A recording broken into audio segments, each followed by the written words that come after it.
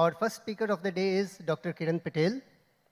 He is oral and maxillofacial surgeon, assistant professor, College of Dental Sciences, Ahmedabad, exclusively practicing strategic implantology since 2012 and IF teacher since 2017.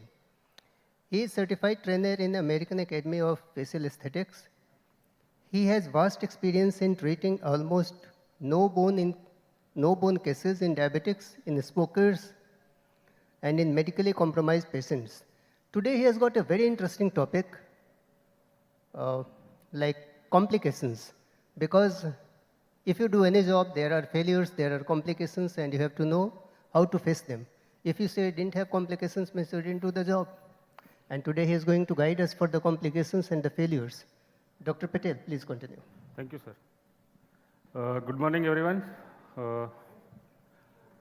My topic is failure and its management in basal implantology. It's actually for the beginners and for those who are struggling with the system and the protocol. So it's fine to celebrate success, but it's more important to hit the lessons of failure. So for those who are starting this science or those who are starting this practice, they should know that do's and don'ts to avoid failures. Yes, failures are of course there with this system also, but we do not call it failure. The word failure, we do not call it, we call it corrections. Because in your practice, when you do mistakes or when you breach the protocol laid by the IF Foundation or the consensus, then you will definitely have problems. So how to solve them and how to avoid them, that's what I am going to narrate.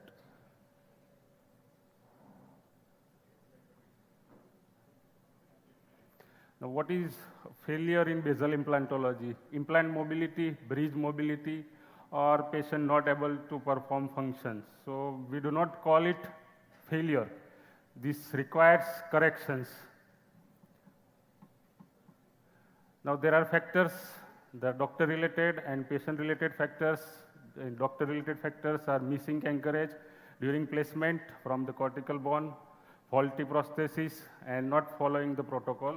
Patient-related factors are the not turning up for follow-up, patient develop unilateral pattern of chewing, and not reporting problems at the early stage. This leads to problem to the patient and the whole system. Now, early diagnosis is the best. Early attention and intervention in the failing cases, correction of occlusal sometimes prevents the problem. If implants have been placed properly, then one occlusal correction is required. If implants are mobile, then we should consider the replacement of implant at the same site with the wider diameters. See, this lecture is pertaining to mainly to BCS, bicortical screw only. So if the replacement of implant is required either at the same site with the wider diameter or the next site. An implant that causes clinical symptoms such as continuous pain, mobility, inability to chew is considered as the faulty one and failing one. It is essential to identify a failing implant in time to avoid continuous demineralization of bone, which might complicate the option of replacing the failing implants. That's why I told that early intervention is good.